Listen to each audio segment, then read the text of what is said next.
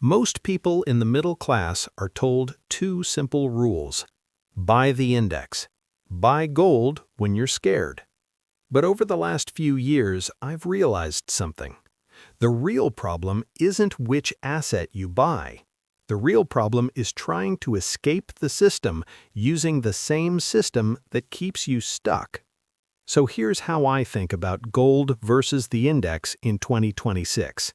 This is not financial advice. This is how I personally frame the decision. The middle class trap. The middle class trap is simple. Your income grows slowly, asset prices grow faster, inflation quietly reduces your purchasing power. You feel like you're moving forward, but the distance between you and real financial freedom doesn't really shrink. And that's where investing becomes psychological.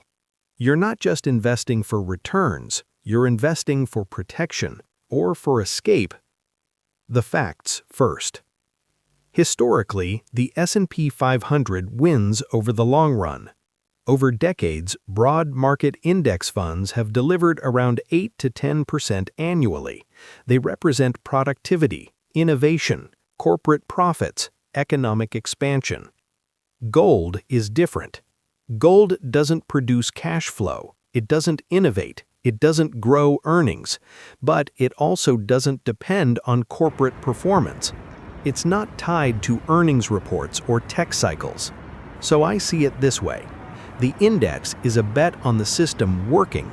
Gold is insurance in case the system struggles. What cycle are we in? This is where things get interesting. We are not in the 2010s anymore. Today, we live in a world of high global debt, geopolitical tension, structural inflation pressure, currency debasement risk. That doesn't mean collapse, but it does mean volatility. In environments like this, gold tends to perform well during instability. In strong growth cycles, the index dominates. So the real question isn't which is better. The real question is, what environment are we entering over the next decade? My personal framework. If I were building wealth in 2026, I would not go all in on the index, and I would not hide completely in gold. I see the index as the growth engine. It's still one of the most powerful wealth-building tools ever created. But I see gold as strategic insurance, not because I expect collapse, but because I understand cycles. Personally, I would structure it like this, conceptually. The majority in productive assets, a meaningful portion in defensive hedges, and some liquidity for opportunity. Not because I'm afraid, but because I don't believe in single-scenario thinking. The psychological trap. Here's where most people get stuck. They buy gold out of fear, or they buy the index out of blind faith. The middle-class trap happens when you depend entirely on one narrative. Markets always go up, or the system is doomed. Both extremes are fragile. Freedom comes from balance. The bigger point. But here's the uncomfortable truth. Neither gold nor the index will save you if your income isn't growing. The real escape from the middle-class trap is increasing your earning power faster than asset inflation.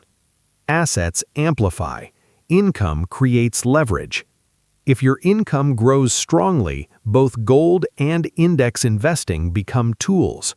If your income stagnates, no portfolio allocation will feel like enough. Final thought. The index can make you wealthy in a stable system. Gold can protect you in an unstable one. But financial freedom doesn't come from choosing one side. It comes from understanding cycles and refusing to bet everything on a single outcome. For me, gold and the index are not enemies. They are tools. And freedom is not about ownership. Freedom is about optionality. If this perspective helped, let me know in the comments. Are you leaning more toward growth or protection in 2026? And I'll see you in the next one.